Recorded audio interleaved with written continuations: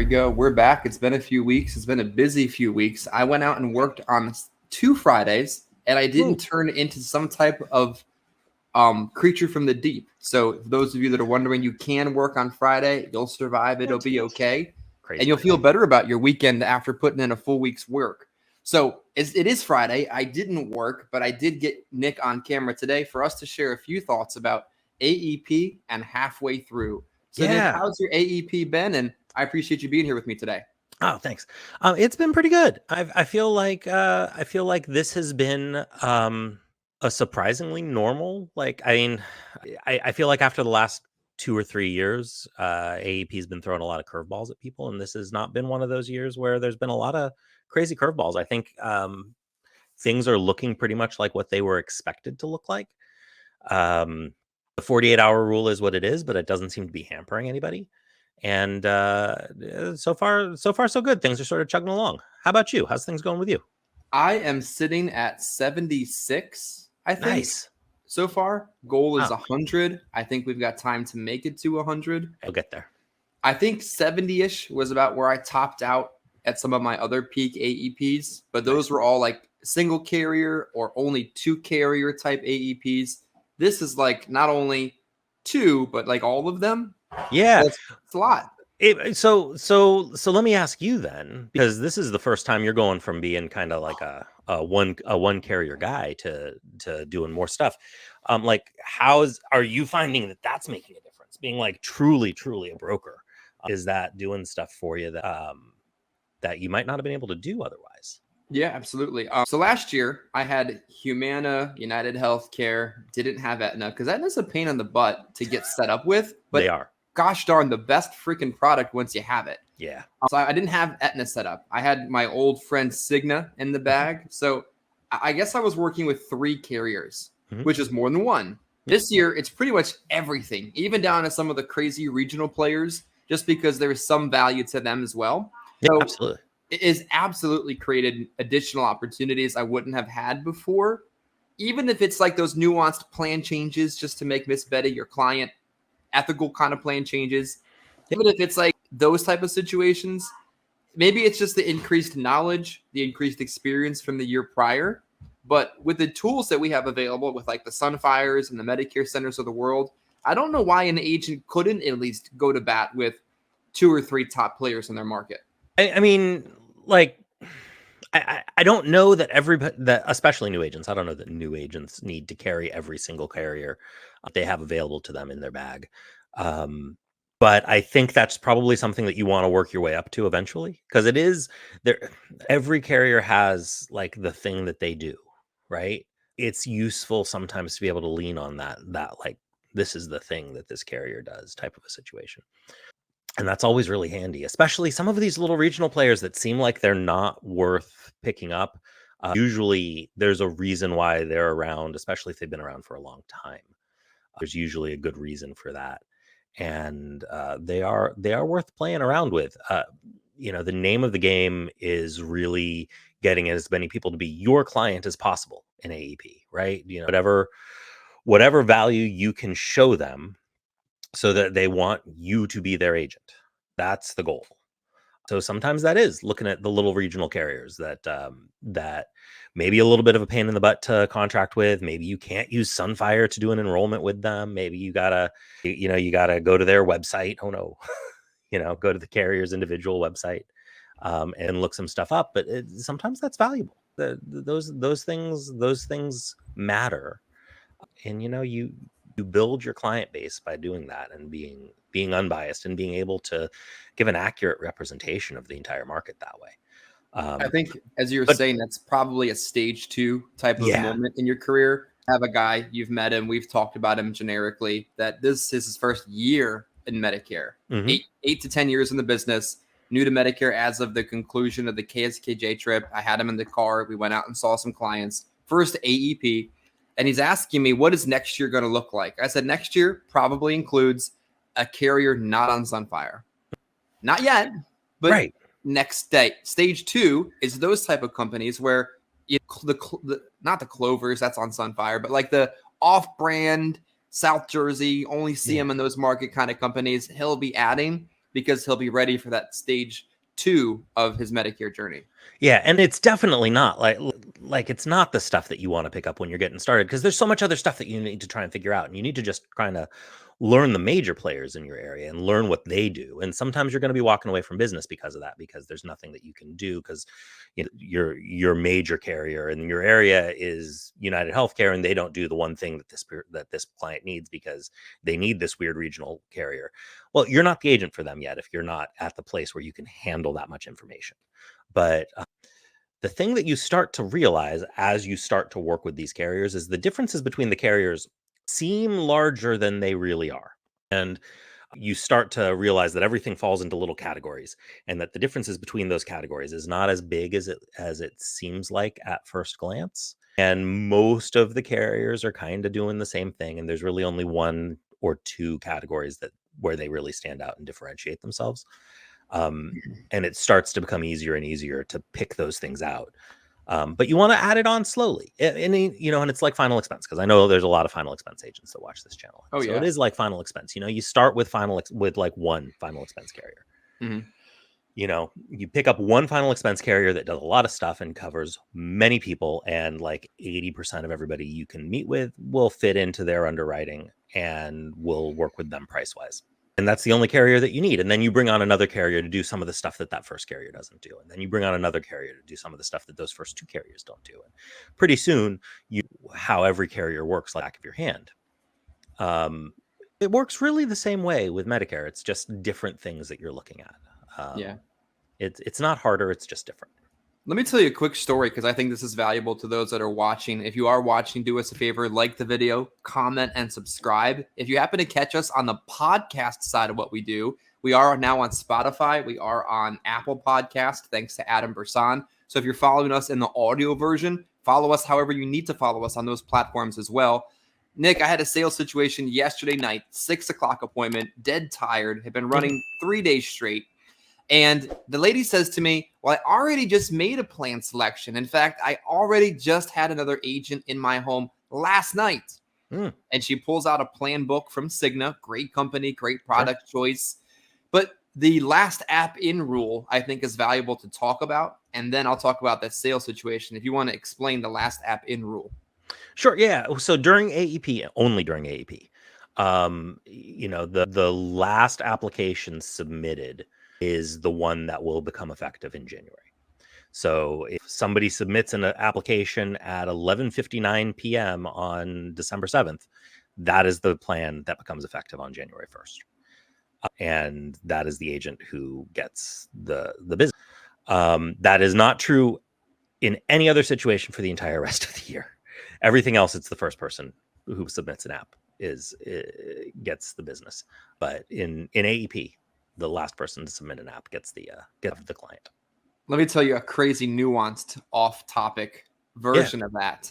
There's the county that I live in, that I work in occasionally, Cecil County, Maryland, has a whopping 3 plan options for Medicare Advantage. You've got a Humana plan that is tragically out of network for the hospital in Cecil County. A Alterwood plan, regional player, not on Sunfire, for example, and United Healthcare dual plan. If you put them in the Humana plan, that's the only Humana plan, and that's the only application they'll process. So the first app is the only app if you put them in that carrier. Weird, nuanced situation in rural Maryland, which I don't think you'll see very often. Yeah, that's crazy. Now, sales situation from last night. I'm sitting with a lady. She had just met with another agent, had selected a Cigna plan, but with the last app in, I didn't give up, walk out the door. I listened to what he showed her, what she liked about the plan, what she didn't like about her previous plan, and just kind of dug in a little bit deeper. And I showed her an improvement off of what she already picked with Devoted. She was really particular about the physical therapy copay. She was particular about the specialist copay, stuff that YouTube is not going to give us a lot of credit for talking about. No. But then the $100 or so food card benefit really caught her attention, because she wasn't Medicaid eligible. She wasn't PACE, PAD, none of that stuff fit this situation. But that particular benefit really caught her attention. And that's, as you were describing, some of the nuanced differences between carriers that you can really lean on when it's necessary. Yeah. And I think that's the right way to do it. I think you should, as an agent, you should assume that all competing agents are some variation on incompetent. Now, that's not fair in the regular world, but when you are getting to sit down with a client, if they've talked to anybody else before, you should be going into that meeting with the assumption that the person that they spoke to did not know what they were talking about, and that you are going to double check everything and give them a proper second opinion, and possibly maybe they knew what they were talking about, and you're going to say, hey, listen, this person really did a good job. But 9 times out of 10, you're going to be right, and that they missed something. And it's important to understand what matters to people when they're looking at these plans. Sometimes what matters to people is, like you said, the physical therapy copay. Sometimes what matters to people is things like costs for MRIs and other radiological things. Sometimes what matters to them is, are they going to get a give back? Are they going to get food? Are they going to be able to get, other stuff? Your first job when you're sitting with them is to figure out what those things that are important to them are. It's listening. Like, yeah. it's so important, and not selling the situation. Yeah. Like, just sitting back, listening to what they're talking about. I heard Christian Brindle say, what about, I think I got this right, Christian.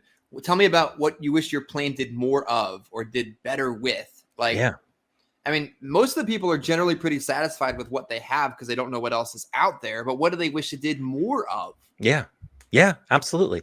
And everybody who says, hey, my plan is great, almost always that's going to be a knee-jerk response. And if you can get them to start talking about times they've used their plans, they will start talking about times where their plan really wasn't great. And those are things that you can help them fix, because they may not always even know, right? They don't know what they don't know. So you need to start asking questions about things that might really concern them. Dental, how are you doing with, your regular monthly bills? Are you coming up short? Are you really having tough times making ends meet? What's your health like? How do you use the doctor? Do you have a condition that means that you do have to go to get an MRI all the time? Do you need to use physical therapy all the time? Like, do you go to the hospital? Like, do you go to the ER a lot? Like, finding stuff out about them helps, because then you can point them in the right direction. I had another one yesterday that I think is valuable to those watching, and it's cross compatible to final expense, or pretty much probably any sales situation. Not that we've sold pretty much anything else, but insurance. Call my kids smokescreen. Yeah, you sure. hear it sometimes. Well, I need to talk to my kids about it before I move forward. And that is the easiest smokescreen in my experience to resolve, because it's either completely true or fake. Right. And I'll add some subtext to that. I'll ask your opinion on it. I asked Adam this question, and he agrees that most of the time his parents, most of the time my dad, does not call me for typical business decisions. Yeah. Occasionally, he'll mention it and get my opinion later on, but they don't frequently call us because it's not true. The lady says to me, I need to talk to my son about it before we move forward. Last night, 5 o'clock appointment. Well, Geraldine, let's call your son. Let's get his vote of approval. I'll give him the short version of it, and we'll see if he's good with moving forward. And then guess what happened? She said, no, we don't really need to call my son. She actually did call her son. What? We got him on the phone. He was driving home. It seemed slightly irritated in the beginning, but I said, Don, or whatever his name was, I'll be brief. I apologize for catching you at the worst time of the day. And 35 minutes later, with him on the phone, we went through the same thing I went through with them. You know what he said to his dad? What? Dad, this actually does make sense. I think this is a good idea, and you should move forward with it. Fantastic. That's amazing. My feeling is with the, I need to call my kids objection, that's the only way that you can handle it. Like, you can't tell them you're lying, right? Like, you can't say, no, Geraldine, you're lying. This is not, you don't need to call your son. That's crazy. Like, that's never going to work for you. I mean, even if it's true, that's never going to work for you. That's not going to work out. The only thing you can do is say, okay, let's give them a call. And if they say no, they don't want to give them a call, well, then that's something that you're doing wrong. There's no way that they are going to be able to adequately explain the differences between the Medicare Advantage plan that they have and the one that they're offering to their child. They're not experts. Think about how difficult it was for you to learn how to explain that. They're never going to be able to get it. Like, they don't have any time in this. They don't have any background in this. It's not a thing that they're going to be able to translate to their child. If you're not the one that's doing the talking, it's never work out. No. Easiest Yeah. smoke screen to uncover. If they say Absolutely. that, challenge them on it. Yeah. It's either going to be Give 'em a true call. or it's going to be false, and you'll resolve it pretty quickly. Nick, another issue we're encountering during AEP this year that I'd be curious to get your perspective on is like the Medicaid clawback type situation. I don't think that's the exact correct word for it, but a lot of people are disenrolled from Medicaid. Yes. Soon to be disenrolled from Medicaid. Yes. They're showing up Medicaid eligible, but they're not really Medicaid eligible. It's really confusing. And I'd love to hear your insight on this whole Medicaid clawback situation during AEP. So it should resolve itself honestly fairly. The Medicaid freezes from COVID are pretty much all over. They've all kind of ended, and people have all been mostly notified that they don't have their Medicaid anymore. A hard thing there is if they've had Medicaid for a long time, getting them to actually understand that now that you don't have Medicaid, nobody's paying for your copays anymore, because it wasn't your plan that was paying for your copays. This is universally the hardest thing to get people to understand. Your plan was never paying your copays. You never had no copays because of your plan. You had no copays because you had Medicaid. Anybody who doesn't have Medicaid has some level of copay, always, universally. Or you pay a premium to make them go away. One of those two, right? So those are all be gone by January. Everybody who no longer should have Medicaid should be off Medicaid at that point. It's a changing world. Levels of qualification are altering. On the plus side, like, you're also getting stuff like low income subsidy qualification levels are going up. You're going from 135% of federal poverty line to 150% of the federal poverty line for low income subsidy poverty levels, qualification levels rather. You've got to, you have to deal with the reality of the situation as it is today. And if you know that somebody is not going to be eligible for a dual plan in January, don't write them a dual plan. You're just going to be causing yourself trouble down the line. And that's the only thing you can do is just deal with the reality of the situation that's in front of you right now. Yeah, I think that's such an important life lesson, really. Like, you can only deal with what you know right now. You can make a judgment decision based off of that. Yeah. But any number of 100 million different things can happen next month or next year or next quarter. You can only really work off of what's currently that situation in your life, in your business, and that sales presentation. Yeah. What else do I got here? Saturation. That's an interesting point. I think when I was brand new to Medicare, I was encountering several times dual eligibles that were just in drug plans only. And those were the simplest, low-hanging fruit to write something for. But nowadays, especially maybe in the urban market, not as much in the rural areas, you're seeing a lot more saturation where they have something. And what are your thoughts briefly on the saturation level we're starting to see in the business? It has not been a secret to anybody that 10,000 seniors are turning 65 every single day and have been for the last several years and will be for about another 10-ish or so years, and that there are a lot of people who are going on to Medicare, and many of those people do not have adequate savings and are going to be getting extra subsidies and things like that. And the marketing to those people is tremendous because the whole world knows about this. This is not a secret. This is not like some like closely guarded thing that only Medicare insurance agents know about. Everybody knows about this. And so, like, if you spend any time watching daytime television, and like, I don't, but I'm in other people's houses who definitely do. If you drive around in any urban area at this time of year, you're seeing billboards for it. You're seeing billboards that are like, if you've got this card and this card, contact United Healthcare. You're seeing commercials for it on, man, I literally every time I walk into somebody's house, their TV is on. I walk into like 8 houses a day. Their TV is always on. Almost always it's a commercial break because As far as I can tell, TV is more commercials than it is TV anymore. And the commercials are almost 100%. If it is before 5 p.m., they're almost 100% back to back to back to back Medicare commercials. The information is getting to the seniors.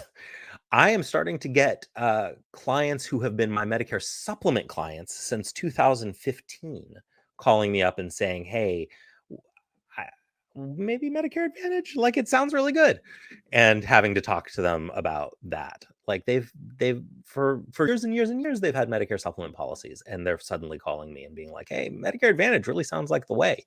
I had somebody this morning call me up and say, I'm going to need to get eye surgery.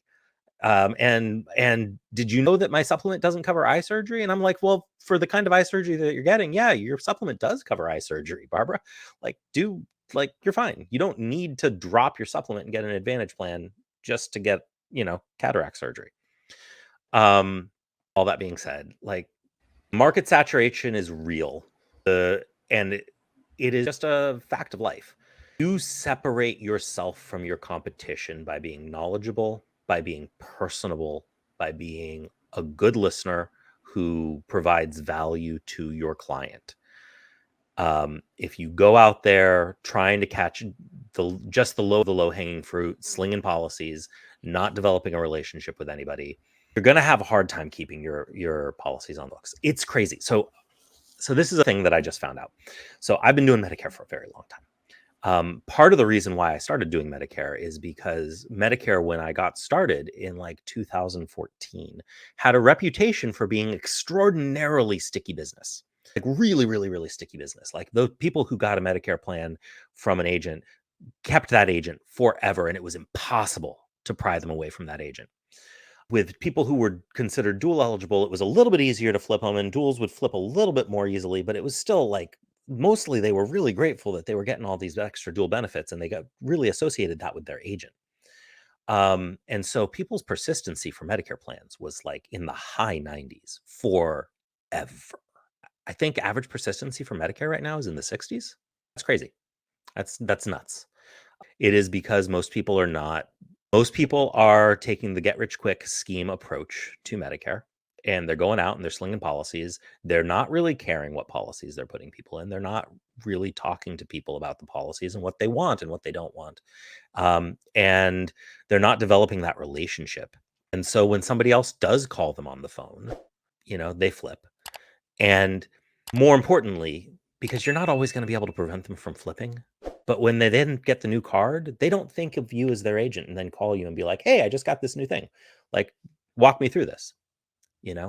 I had yesterday a client of mine who's been a client for since 2015 call me up and say, hey, Nick, I just got off the phone with a guy, and I think I signed up for a Medicare Advantage plan. And my wife was telling me that she thought it was a bad idea and I probably shouldn't talk to this guy, but I didn't listen to her. And now I'm thinking she was right. Can you take a look see what I did and see if you can help me out? And I was able to, and like we were able to get it unwound, and it wasn't even that much work. It was like 20 minutes worth of work on my part. But I have the relationship with these guys. It's a relationship business, and I've developed that relationship with them over a number of years of working with them, to the point where, yeah, he kind of got scammed by a telemarketer, in scare quotes.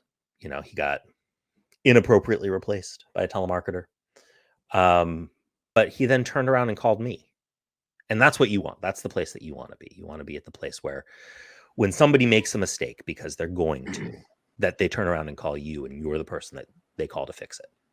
Yeah, I think so many agents online, which is a small subsection of the actual agent population, and the most vocal and oftentimes the most negative, and you get the point. They're like, what do I do now? What complaint do I file? What legislative body do I complain to? Yeah. Bro, write him another plan. Fix it. Just fix it. Stop complaining and fix the problem. You're not going to be able to run for office, change CMS regulations, and ban phone sales, and get the agent fired and put in jail. No. Write him another plan. This isn't that complicated. And I'm not even sure that, I'm not even sure that the telemarketing agent that flipped him did anything wrong, other than like not recognizing that my client was going to leave a Medicare supplement policy, not recognizing that my client had a Medicare supplement policy and health conditions, which meant that he was going to have huge out-of-pocket costs because he sees a lot of specialists like regularly. And like, I don't know, like a lot of agents would miss that. Yeah. Like, I'm not mad at anybody in this situation. I'm happy that I've done my job well enough that when the change happened, he said, I need to give Nick a call. Well said. Are you ready for today's hot take? Heck yeah. All righty. Take it up. Before we get to the hot take, make sure that you've liked the video, commented below, subscribe to the channel, which grows a little bit every week, which we greatly appreciate. If you're following us on some type of audio-only platform, that's like the Spotify's and the Apple Podcasts of the world, find a way to follow us there too, because we're working hard to be able to put this information, whatever method you want to consume it. Nick, today's hot take: private equity is going to change the face of the industry in ways it hasn't already in the next 2 to 3 years. Many of these private equity deals are going to come to maturation in the next 2 to 3 years. And the next 2 to 3 years, because of private equity, is going to be significantly different. What do you think? I don't know. I don't have a crystal ball. I don't think so. I don't think it's going to change things that much. I'm not in the next 2 to 3 years. I think the change has happened. There may be a regression back to the mean. Like it may, if you're new to the Medicare space, you may see changes, but those changes are just going back to the way things were. I don't think we're going to see a lot of revolution going forward. I think most of the shakeup has happened. I don't think there's a lot of new money that's going to come to the space. I could be wrong.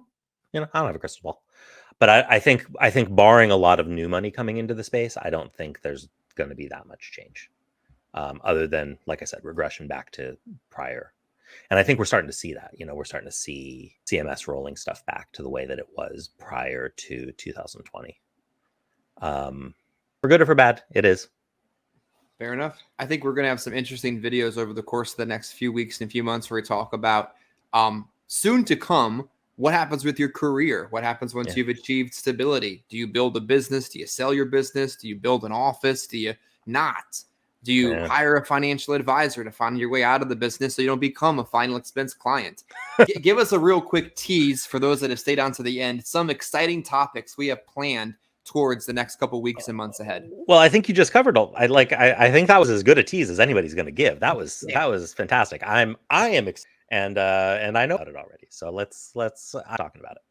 Stay tuned. We're going to get some interesting topics, maybe some interesting guests, maybe some interesting collaborations from other folks on the channel. Maybe even you, if you want to get on the camera with us on a Friday morning, talk about the business, talk about the everything in between. We'd be interested in auditioning some guests as well. Appreciate each of you watching today. Like, comment, and subscribe however you're watching today. And again, thank Nick for joining us on this Friday afternoon.